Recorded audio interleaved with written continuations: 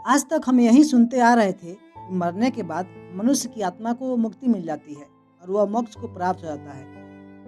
लेकिन आज हम आपको मोक्ष का ऐसा सच बताने जा रहे हैं जो आपको अंदर तक हिला कर रख देगा, जो आपकी आज तक की सारी धारणाओं और विश्वासों को चकनाचूर कर देगा। और मोक्ष का असली सच यह है कि मोक्ष मरने के बाद नहीं, बल्कि हमारे जीवन काल में ही मिल सकता है। और अगर हम जीते जी मुक्त नहीं हुए तो मरने के बाद भी हमें मुक्ति नहीं मिलेगी। हो सकता है कि आपको अभी भी हमारी बातों पर यकीन नहीं हो रहा हो, लेकिन हमें पूरा यकीन है कि इस वीडियो को देखने के बाद आप भी सोचने पर मजबूर हो जाएंगे। इसीलिए कृपया करके इस वीडियो को अंत तक जरूर देखें। नमस्कार दोस्तों, हमारा नाम है दिनेश नीर और आज हम आपको आज़ादी से लेकर मोक्ष तक का पूरा रास्ता 3 चरणों में बताने जा रहे हैं। अगर आप इन तीनों चरणों को पूरा कर लेते हैं तो आप इसी संसार के माया रूपी बंधन से पूरी तरह से मुक्त हो सकते हैं। तो चलिए वीडियो में आगे बढ़ते हैं। मोक्ष का सबसे पहला चरण है आर्थिक आज़ादी।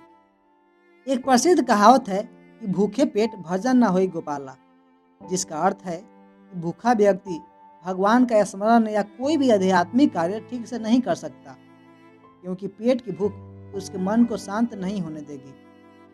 अगर आप किसी भूखे और गरीब आदमी को मोक्ष या धर्म का कोई उपदेश देने जाओगे तो वह लाठी उठाकर पीटने लगेगा, क्योंकि उसे मोक्ष नहीं रोटी चाहिए।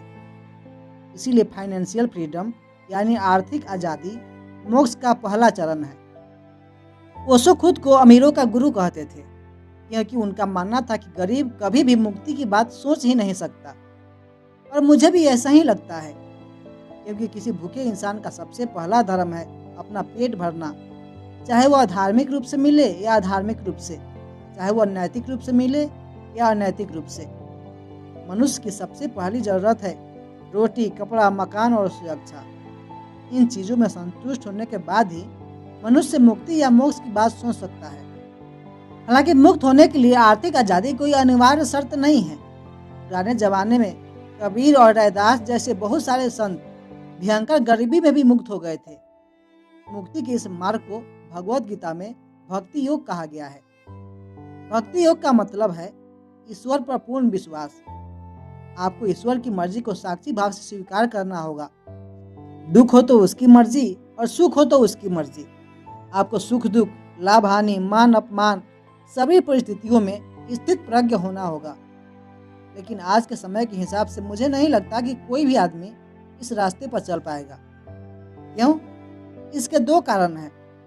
एक तो आज के वैज्ञानिक युग में आधी आबादी ईश्वर के अस्तित्व पर ही सवाल उठा रही है, और दूसरा यह कि एक अनजान अस्तित्व पर पूर्ण विश्वास तार्किक रूप से भी उचित नहीं है, जब तक आप उसे जान ना लें। मान लीजिए कि आपकी पत्नी बीमार है और आपके पास उनका इलाज कराने के लिए पैसे नहीं हैं। आपकी पत्नी आपकी आंखों के सामने बीमारी से दम तोड़ देती है, तो क्या आप ईश्वर पर पूर्ण विश्वास कर पाएंगे? जबकि आपकी आंखों के सामने दिख रहा है कि आपके पास पैसे होते तो आपकी पत्नी की जान बच सकती थी। क्या आप ऐसी स्थिति में स्थित प्रज्ञ रह पाएंगे? और क्या आपका मन ध्यान और भजन कीर्तन में लग पाएगा? नहीं लग पाएगा। आप घर परिवार त्याग कर भले ही हिमालय में चले जाओ, लेकिन वहां भी आपका मन शांत और स्थिर नहीं रह पाएगा। इसीलिए मोक्ष प्राप्त करने के लिए सबसे पहले आपको आर्थिक रूप से आजाद होना पड़ेगा। हाँ, अगर आपका कोई घर परिवार नहीं है अथवा आप पहले से ही आर्थिक रूप से संपन्न और समृद्ध हैं, तो फिर आपके लिए यह रास्ता आसान है। लेकिन अगर आप गरीब या मिडिल क्लास से हैं तो आपको इस पहले चरण से गुजरना ही पड़ेगा, क्योंकि आज की दुनिया में अगर आपके पास पैसे नहीं हैं तो आपको जगह जगह अपमानित होना पड़ेगा, जगह जगह मजबूर होना पड़ेगा। आपको अधर्म और अन्याय के आगे झुकना पड़ेगा। आपको अपने आदर्शों और मूल्यों से समझौता करना पड़ेगा। आप चाहे कितने भी ज्ञानी हो, चाहे कितने ही महात्मा हो, अगर आपके पास धन नहीं है तो समाज में आपको बहुत ही ज़्यादा शारीरिक और मानसिक संघर्ष करना पड़ेगा। आपको ना चाहते हुए भी समाज के क्षुद्र विचारधारा और भ्रष्ट कार्य प्रणाली को स्वीकार करना ही पड़ेगा। इसीलिए समाज का संगठित शक्ति का सामना करने के लिए भी आपको आर्थिक रूप से शक्तिशाली होना पड़ेगा, और आर्थिक शक्ति के लिए आर्थिक विकास अनिवार्य है। नोबेल पुरस्कार विजेता और प्रसिद्ध लेखक युवल नोआ हरारी कहते हैं कि प्रार्थनाएं, सत्कर्म और ध्यान योग से तात्कालिक राहत और प्रेरणा तो मिल सकती है, लेकिन जीवन की मूलभूत समस्याओं का समाधान सिर्फ आर्थिक विकास की मार्फत ही हो सकता है। इसलिए सबसे पहले आर्थिक रूप से आज़ादी हासिल करो। अपने और अपने परिवार के लिए इतने पैसे कमा लो कि आप टेंशन फ्री होकर अध्यात्म और मुक्ति के रास्ते पर आगे बढ़ सको। लेकिन हाँ, एक बात याद रखना, आर्थिक आज़ादी पाने के लिए अपनी आत्मा को मत खो देना और बेईमानी और शोषण द्वारा ज़्यादा से ज़्यादा धन इकट्ठा करने में मत लग जाना। नहीं तो आप असली मकसद से भटक जाओगे और मुक्ति के दूसरे चरण में नहीं पहुंच पाओगे, जो है ज्ञात से मुक्ति, यानी मन से मुक्ति। अभी हाल में ही जावेद अख्तर साहब और मुफ्ती समाइल नदवी के बीच एक डिबेट हुआ था, जिसमें मुफ्ती साहब बार बार फ्री विल शब्द का प्रयोग कर रहे थे। खुदा ने फ्री विल का निजाम बनाया है और उस निजाम का फ्री विल का अर्थ होता है स्वतंत्र इच्छा। लेकिन क्या आपको लगता है कि आपके पास फ्री विल है? शायद आपको लग सकता है कि आपके पास फ्री विल है, यानी आप जो सोचते हैं, जो डिसीजन लेते हैं, आप जो भी करते हैं अपनी मर्जी से करते हैं, अपनी फ्री विल से करते हैं। लेकिन यह फ्री विल आज का सबसे बड़ा भ्रम है। सच्चाई यह है कि आपके विचार, आपकी सोच, आपकी आदतें, आपका विश्वास, कोई भी चीज़ आपकी नहीं है। ये सब आपके अतीत की, आपके पारिवारिक संस्कार की और आपके समाज से कंडीशनिंग का परिणाम है। उदाहरण के लिए आपके हाथ में जो फोन है, उसे भी आपने अपने फ्री विल से नहीं खरीदा है। आपको कैसे विश्वास था कि सैमसंग या एप्पल का फोन बढ़िया चलता है? या तो आपको बार बार विज्ञापन दिखाकर उसे खरीदने के लिए मजबूर किया होगा, या फिर आपने अपने किसी दोस्त की सलाह से प्रभावित होकर उसे खरीदा होगा। लेकिन यह तो पक्का है कि आपने उसे अपने फ्री विल से नहीं खरीदा होगा। हाँ, अगर आप ब्रह्मांड के बाकी जीवों की बात करें तो उनके पास फ्री विल हो सकती है, क्योंकि उनका मन किसी संस्कार से प्रभावित नहीं होता। लेकिन हम इंसानों की बात है तो हम इंसानों के पास फ्री विल नहीं है।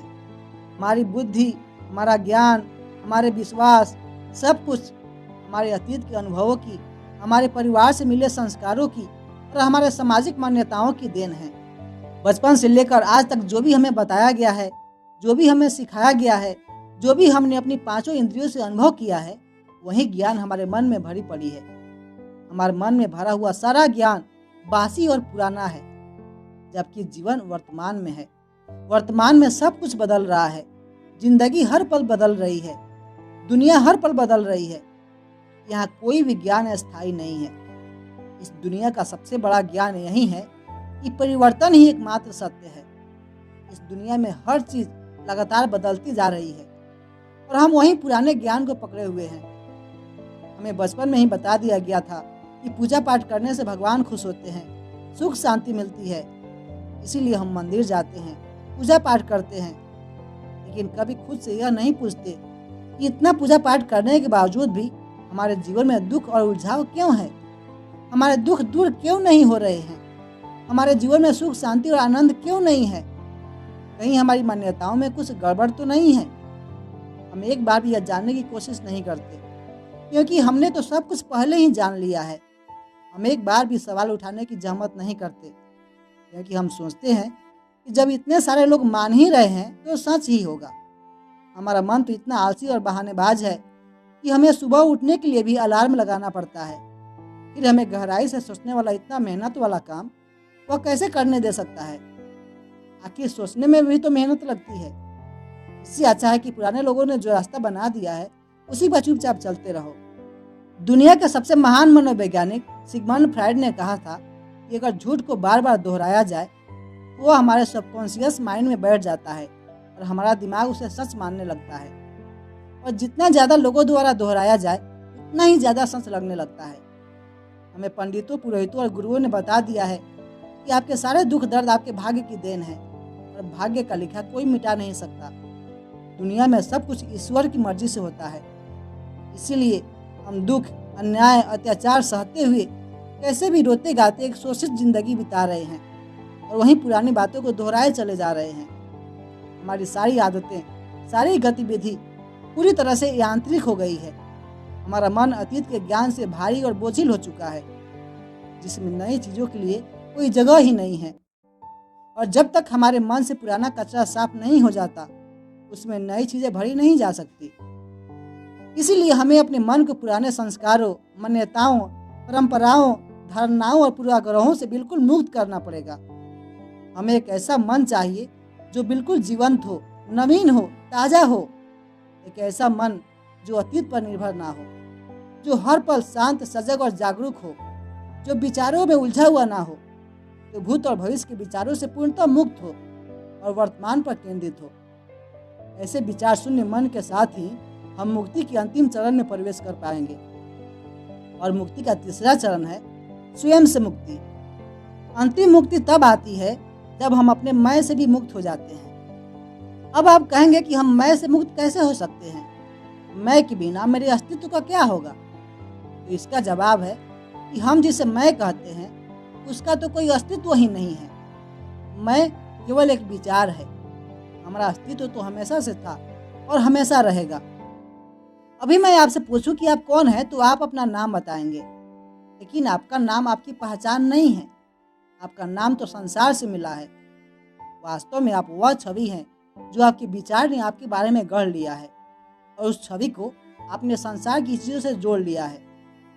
हम कहते हैं कि मेरा धर्म, मेरा देश, मेरा परिवार, मेरी संपत्ति, मेरी पहचान, और यही मैं हमारा बंधन बन जाता है और हमारी सारी गतिविधि इसी मैं के इर्द गिर्द घूमती रहती है। हम हर पल उसी मैं की सुरक्षा में लगे रहते हैं, उसी मैं को संतुष्ट करने में लगे रहते हैं। हम जो कुछ भी करते हैं अक्सर हमारे स्वार्थ से प्रेरित होता है, अपने मैं की सुरक्षा, पहचान और संतुष्टि के लिए। फिर वहीं से सारी अव्यवस्था और समस्याएं खड़ी होती है। काम, क्रोध, लोभ, मोह और भय जैसी मानसिक वृत्तियां हमारे ज्ञान और विवेक को ढक लेती है। फिर हम धीरे धीरे इन सब चीज़ों के गुलाम हो जाते हैं और आखिरी सांस तक ये हमारा पीछा नहीं छोड़ती। ये मानसिक वृत्तियां मरते समय भी हमारे मन से खत्म नहीं होती और मरते समय भी हमारे मन में इच्छाएं और कामनाएं शेष रह जाती है। इसलिए उन्हें पूरा करने के लिए हमें खुद ही दोबारा शरीर धारण करना पड़ता है। इसलिए जब तक हमारा मैं इस संसार की भौतिक चीज़ों से जुड़ा रहेगा, तब तक हमें मुक्ति नहीं मिल सकती। वैसे वास्तव में हमें मुक्त होने की जरूरत भी नहीं है।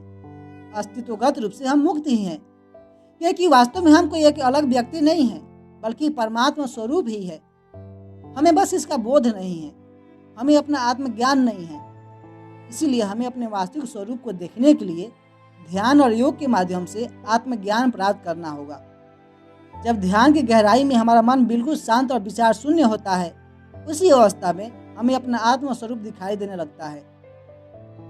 ध्यान से हमारे अंदर विवेक जागृत होता है, जिससे हमें बोध होने लगता है कि हम वास्तव में कोई अलग व्यक्ति नहीं हैं। हम संपूर्ण अस्तित्व का हिस्सा हैं।